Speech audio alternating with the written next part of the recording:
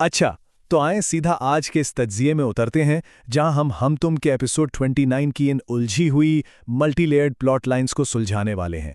ये एपिसोड ना एक बेहतरीन सफ़र है जो बिल्कुल हल्की फुल्की कॉमेडी से शुरू होता है और एक बहुत ही गहरे जज्बाती मोड़ पर आकर ठहरता है। इस एक कहानी में अना यानी ईगो के मसले भी हैं, यूनिवर्सिटी और उम्र की कशमकश भी, और इन सब के बीच वो खामोश मोहब्बत है जिसे लफ्ज़ों की ज़रूरत नहीं होती। तो बिना किसी देर के इन तमाम पहलुओं की गहराई में चलते हैं। आज हम इस एपिसोड को 4 अहम हिस्सों में बांटेंगे।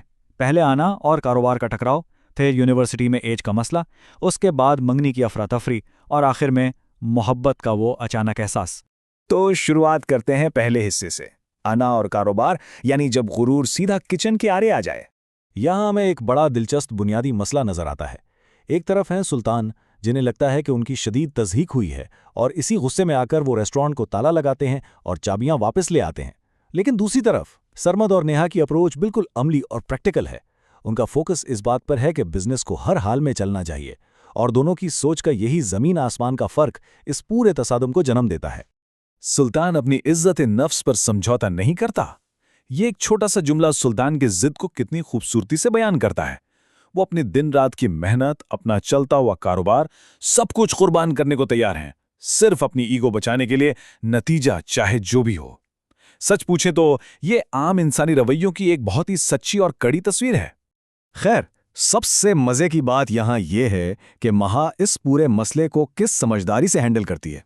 वो एक बेहतरीन नफ्सियाती 3 हिस्सों की स्ट्रैटेजी आजमाती है।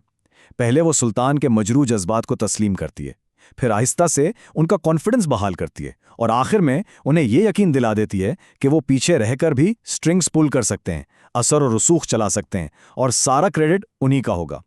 ये वाकई एक मास्टर स्ट्रोक है। किसी की ईगो को ठेस लगाए बिना मसला हल करने की इससे बेहतर मिसाल नहीं मिलती।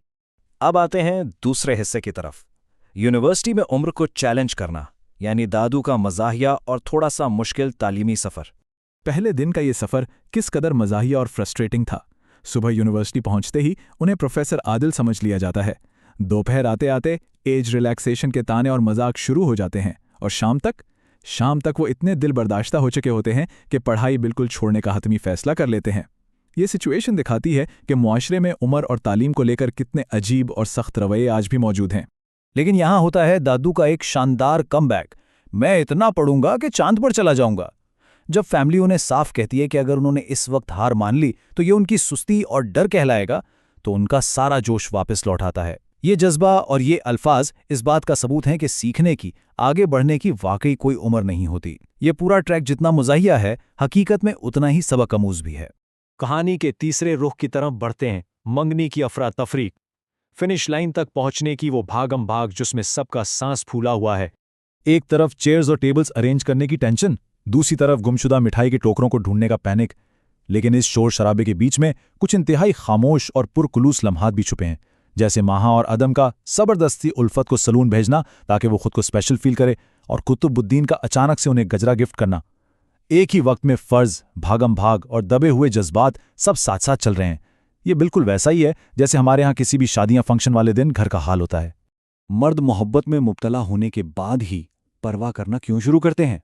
नेहा की तरफ से आने वाला ये सीधा और गहरा सवाल कहानी को अचानक एक संजीदगी की तरफ मोड़ देता है। ये एक ऐसा नैरेटिव ब्रिज है जो हमें सीधा एपिसोड के सबसे भारी और अहम हिस्से की तरफ ले जाता है। और यहाँ हम आते हैं इस तज्जिये के आखिरी हिस्से पर, मोहब्बत का एहसास और अदम के दिल पर टूटने वाली जज्बाती क़यामत।